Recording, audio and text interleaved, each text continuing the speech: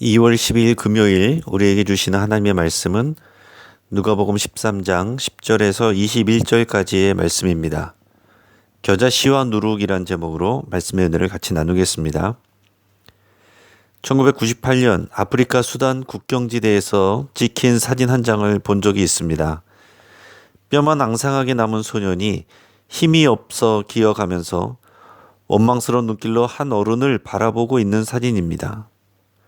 그 어른의 손에는 비닐봉투가 들려 있었고 그 봉투 안에는 구호식량인 옥수수 가루가 들어 있었습니다. 이 소년에게 전달되어야 될 구호식품인데 그것을 못된 어른이 뺏어가고 있던 상황입니다. 한국전쟁 이후에도 비슷한 일이 있었다고 합니다. 외국에서 들어온 구호품이 정작 필요한 사람들에게는 전달되지 않고 악덕 관리들이 차지하는 일이 있었다는 것입니다. 그리고 그 구호품을 가난한 사람들에게 돈을 받고 파는 일도 있었다고 합니다. 구호품을 보낸 사람들이 그 상황들을 직접 보게 된다면 얼마나 속상하고 안타깝겠습니까? 그런데 예수님이 이 땅에 오셔서 보시고 경험하는 상황들이 그와 비슷했습니다. 사탄에게 붙들려서 자유를 빼앗기고 사람들에게 질병과 멸시로 고통받는 백성들이 그 당시에 많이 있었습니다. 예수님은 그들을 치유하시고 자유케 하심으로써 하나님의 나라가 임하게 하셨습니다. 예수님이 귀신 들린 자를 자유케 하고 병든 자를 치유하시는 일은 하나님의 나라를 보여주시는 행위입니다. 하나님의 나라는 자유와 생명이 주어지는 나라이고 값없이 하나님의 백성들에게 부어지는 나라입니다. 안식일도 그러한 하나님의 은혜의 통로입니다. 안식일은 하나님이 창조하시고 쉬신 것을 인간들에게도 누리게 하는 날입니다. 하나님은 사람을 위해서 이 세상을 창조하셨습니다.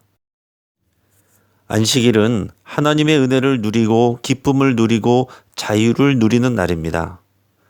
그런데 안식일의 규례를 가지고 사람들을 속박하고 차별하고 슬프게 만드는 사람들이 있었습니다. 그들은 마치 굶주린 백성들에게서 구호품을 빼앗아가는 그런 사람들과 같습니다.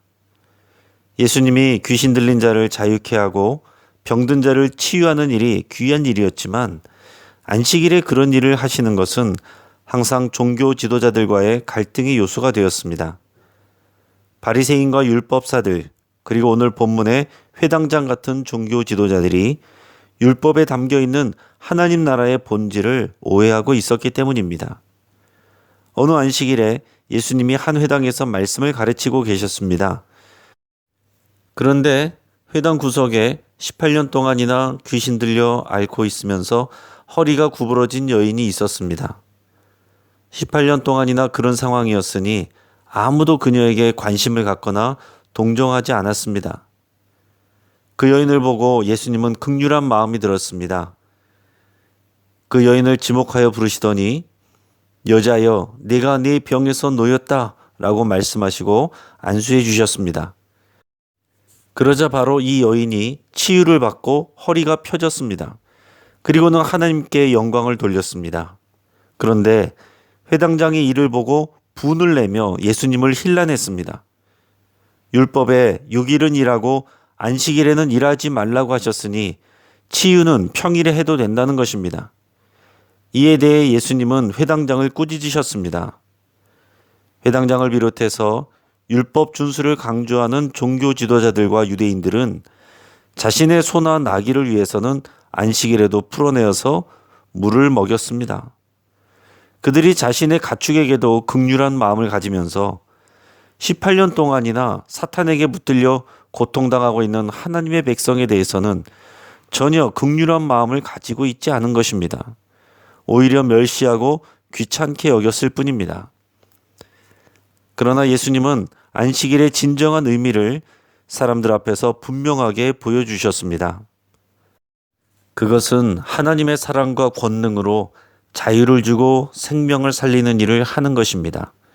그래서 하나님을 기뻐하고 하나님께 영광을 올려드리는 것입니다. 이어서 예수님은 하나님 나라의 원리를 겨자씨와 누룩으로 비유하며 설명하셨습니다. 천국은 마치 사람이 자기 채소밭에 심은 겨자씨 한 알과 같습니다. 매우 작은 겨자씨가 시간이 자라 나무가 되어 공중의 새들이 그 가지에서 쉬게 될 정도가 됩니다. 또한 하나님의 나라는 누룩과 같습니다. 누룩은 매우 작지만 가루 소말을 전부 부풀어 오르게 할 수 있습니다. 겨자씨와 누룩의 공통점은 매우 작고 볼품없다는 것입니다. 하지만 그 작은 겨자씨와 누룩이 커지는 것과 같이 하나님의 나라는 작고 볼품없는 것에서 자라게 됩니다. 사람들은 하나님의 나라가 크고 위대한 것으로 이루어진다고 생각하지만 하나님은 오히려 작고 볼품없는 것으로 하나님의 나라를 이루어 가십니다. 이는 예수님께서 작고 볼품없는 여인을 고쳐주신 사건을 의미합니다. 사람들이 볼 때 이 여인은 볼품없고 성가신 존재일 뿐입니다. 하지만 예수님은 하나님의 극률한 눈으로 그녀를 바라보셨습니다. 그리고 사랑과 권능으로 그녀를 고쳐주셨습니다. 이것은 겨자씨와 누룩과 같은 작은 사건처럼 보일 수 있지만 이런 작은 자들을 향한 작은 사건을 통해 하나님의 나라가 세워지고 커지는 것을 증명하신 것입니다. 이제 말씀을 정리하겠습니다. 사람들은 하나님의 말씀과 하나님의 나라를 오해하기 쉽습니다. 그래서 귀하게 여겨야 할 사람들을 힘들게 하기도 합니다. 회당장은 율법의 자구에 묶여서 18년이나 귀신 들려 고통하는 여인을 무시하였지만 예수님은 안식일임에도 그녀를 고쳐주시고 자유케 하심으로 안식일의 진정한 의미를 드러내셨습니다. 하나님의 나라는 겨자씨와 누룩처럼 작은 자에게 행하시는 은혜와 역사를 통해서 세워집니다. 하나님은 작고 볼품없는 우리들을 통해서 하나님의 나라를 이루어 가실 것입니다. 이제 함께 기도하겠습니다.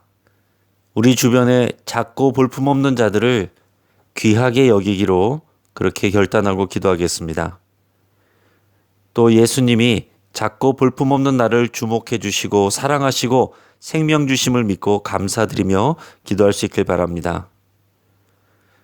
설 연휴 기간에 우리가 만나는 사람들을 하나님의 눈으로 귀하게 여기고 바라보고 하나님의 사랑으로 대하기로 결단하며 기도할 수 있기를 바랍니다.